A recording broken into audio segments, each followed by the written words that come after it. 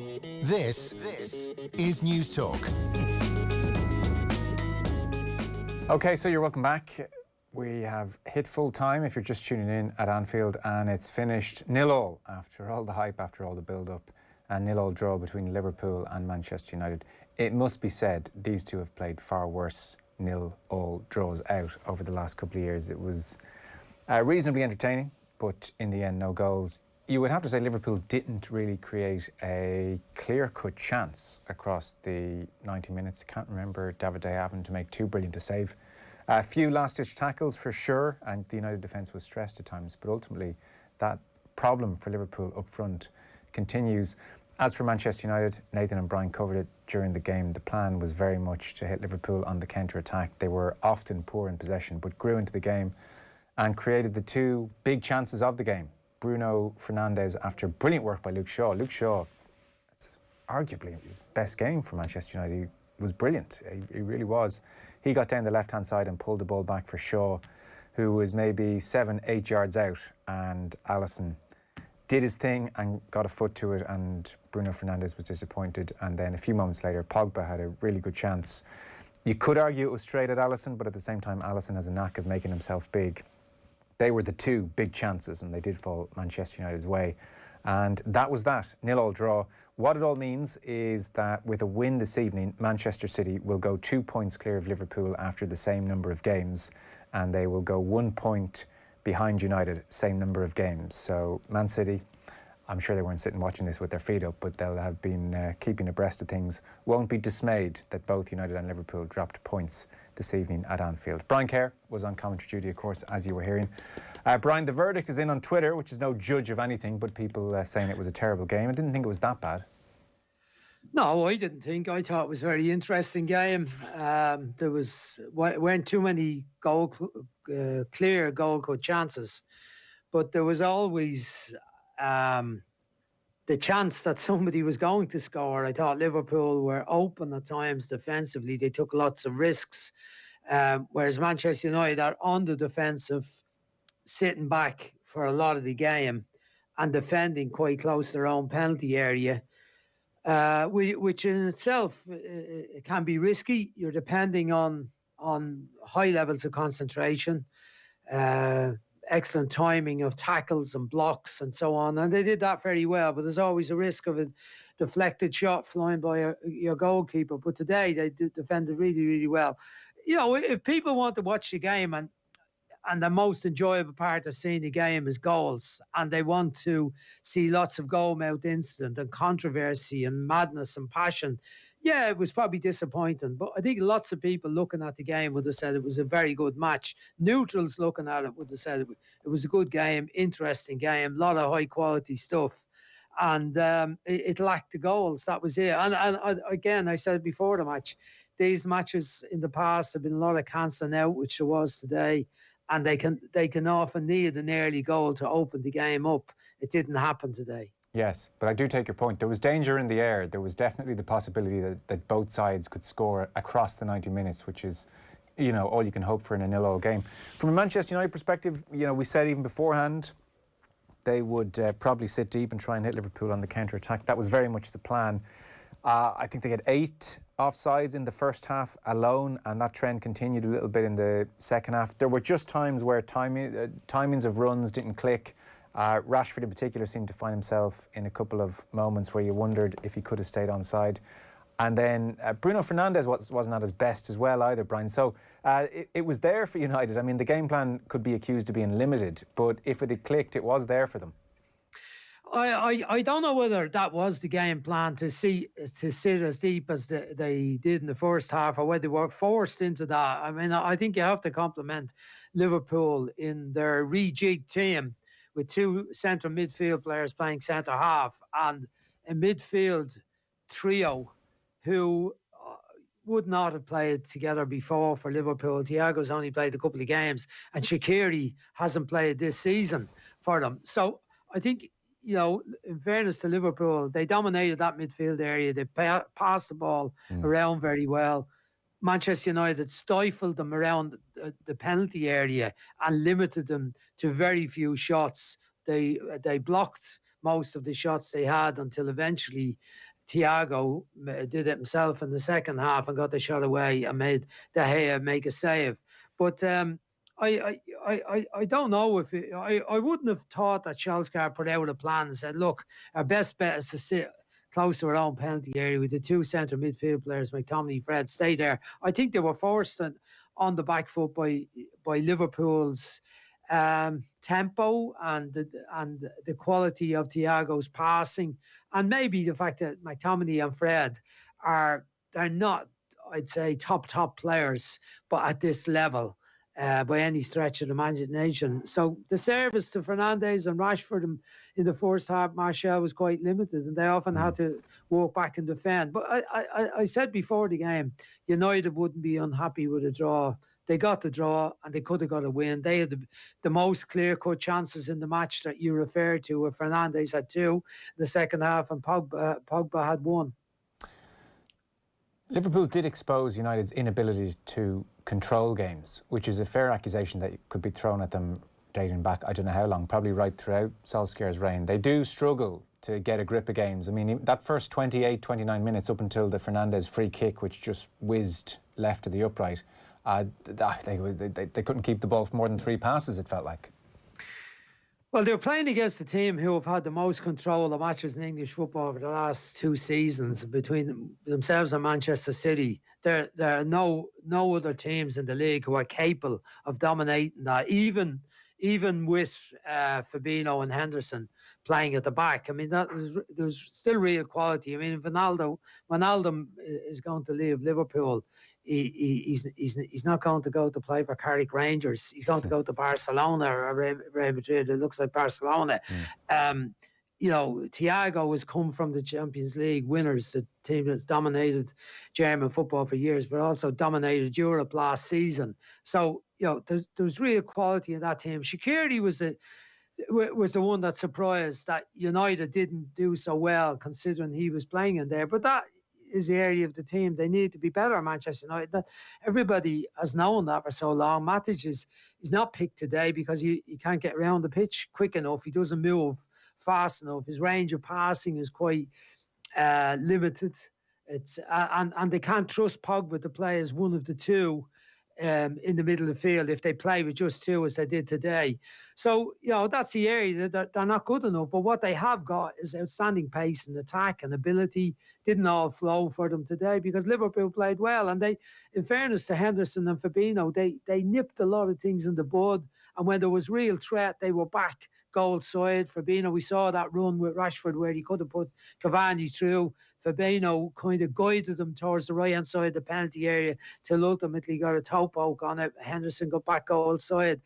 So they did really well for a pair that are not centre-halves, and they dealt with it. So, look, I think the thing from United's point of view is they're so far ahead of where they were last year. I mean, before the match, you were 11 points better off than at the same stage last season. Liverpool 16 points worse off. They've narrowed that gap after the same game last year. They were 30 points behind them. Now they're 3 ahead of them. So that's improvement. That's a fair deal of consistency. Match 18, one more match should be halfway through it. It's a big improvement. Whether you say, well, they're not great in the middle, they don't dominate games. You don't always have to dominate games. I mean, Leicester won the league without dominating games, but they were the best team in the league. Manchester United have always been a team that have been pragmatic when it comes to it, but devastating in attack when they get the opportunities on the counter-attack. And we didn't see enough of that today, really. No. As for Liverpool, that's now 3 games in a row with no goals in the Premier League. I'm not sure when that last happened. May 2018. Well, the last time, last time it happened to Klopp, seemingly, that a team of his went 3 games in a row without scoring a goal was in 2006 with Mainz. Okay. So he's not used to having a team that doesn't, obviously after Mainz he had Dortmund, another very good attacking side. But it does say something about Liverpool that they are not as ruthless or clinical or not even making as many chances as they used to. And as I said during the commentary, that comes down to not just their own maybe deficiencies or the fact that Salah, Mane and Firmino haven't been as good as they were previously. But it also comes down to the defensive side that teams have got to know how they play, and they are dealing with it better, and they're defending better, not defending as high. I mean, Liverpool profited by teams coming onto them a little bit now and again and leaving space in behind them. Not many teams leave space behind the back four now for Liverpool to run into. And I think that's one of the reasons. Obviously, Salah, the question mark, has his head been torn by one of the super clubs in Europe offering him crazy money to leave Liverpool? Is that a factor in his concentration levels? I don't know, but he's certainly not as efficient in his taking the goal scoring opportunities as he was, and neither is Mane or Firmino. But there may be a level of burnout to a degree with them as well. There's so much pressure. Any sort of a challenge match for them, a match that Klopp sees that it could be difficult for them, he always plays those front three. It's not like there's 4 for 3. It's not like it's Shaqiri or one of the other 3. Shaqiri hasn't been involved. Origi hasn't been involved. Minamino hasn't been involved.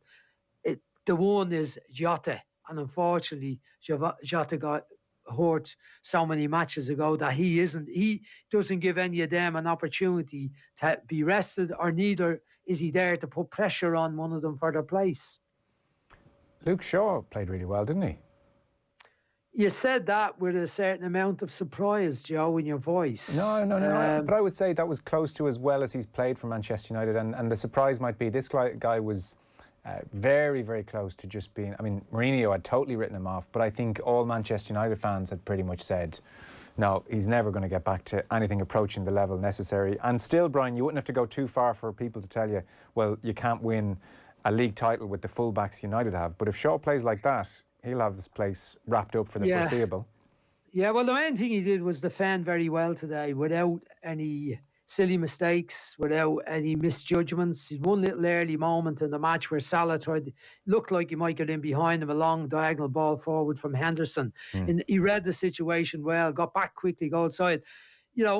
I heard a lot of people complaining, and people made reference of it to me about his body shape. And he didn't look like the right shape for a Premier League player, particularly in the full-back position. But my judgment on that would be, surely Manchester United, with all the strength and conditioning people they have at the club and the expertise they would have about the conditioning of players, could deal with that. And maybe he did. Maybe he did have to change a bit from where he was from the start of this season. But there was certainly no deficiencies in this game today that you say there, look, he's not quick enough on the turn. He didn't read the game well. His concentration was poor. He let the man go. I thought he had an excellent game today.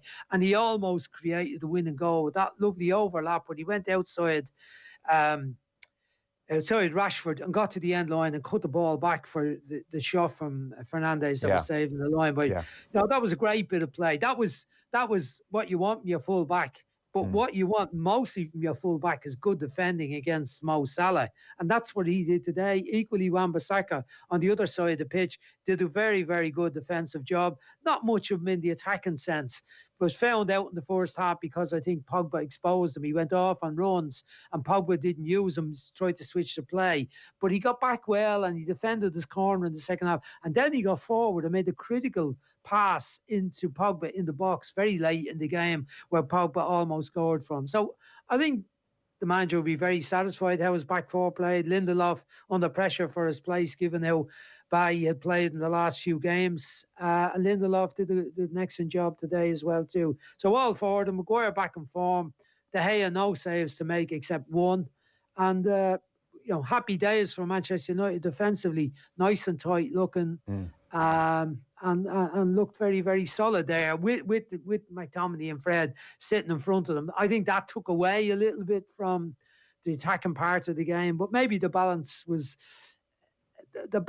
probably a little bit overlaid towards the defensive side of it because it was Liverpool, because it was Anfield and it was empty, but it was still the precaution was there. Don't lose today to Liverpool. And I guess the final point, so look, we're increasingly getting a sense of where United are. On Liverpool, there's clearly so much room for improvement, and you talked there about the front three. When you're watching them today, I mean, there are still numerous times, like I'm even watching a montage of some of their half chances, and they were only half chances today, but there are numerous times where they are stressing the United defence. It is a last-ditch tackle, it is a last-ditch something, not quite coming off. Like, they seem close to where they were, but something's just not quite right. You know, even a year ago, those three little dinks over the top, runs around the corner, 1-2s, even in tight areas had defenders' heads spinning. They're not a million miles off it, but there's just something. It could even be 10% off. I mean, there's no obvious way to know if it's coming back anytime soon, is there? No, but there's a trend as well. I mean, the trend, Southampton, they had loads of possession against Southampton, conceded an early goal, but they hardly had a shot on target in the first half against Southampton because Southampton defended well. And Southampton aren't a team that play sitting deep. They want to have a go, and they play a fairly open, sophisticated sort of game, Southampton. But, you know, then Newcastle, a lot of the play now, a lot of last-ditch defending by Newcastle, nil draw, goalkeeper Darlow, outstanding. But 1-1 will get West Brom, again, a lot of possession, teams sitting deep. West Brom, late goal, Gigi, centre-half, but couldn't break them down to get the second goal to wrap the match up when it was 1-0. So there's a trend, you know, even go back to the Fulham game, the same. Spurs, they got late goal, ahead of goal, the corner kick. Like, there's been a lot of matches like that where they just can't get that breakthrough. And today was another one of them where lots of possession, lots of threat, lots of lovely build-up play, but just something that, you know, and maybe it would have been the surprise element of someone like Jota or Origi on earlier, surprising defenders. I mean, they must be analysed to death by the opposition now, Liverpool. You can imagine the hours and hours of stuff that opposition teams have on the Liverpool front three at this stage, that every defender knows the moves, the runs, the timing of the runs, the signals, the intuition between those front three. And they set out with plans to deal with that. And successfully today, we've seen another team do it. And that's 3 matches in a row. As you said, they haven't scored. Very interesting. Listen, it's going to be an unpredictable season, I suspect, over the next few weeks. Safe home. That's thanks great, so much. Joe. Joe, it's great, isn't it? It's great. Yeah. It's great. It's not just those two at the top again this season. And we've a real battle and scrap on with lots of different teams. And Leicester in the picture as well. And, you know, Spurs way back on the fringes of it. But Everton even in it as well, too. It's much better. Yeah, I'm with you. Listen, thanks so much. Thanks, Joe. It's a pleasure. Thanks. Great. Cheers.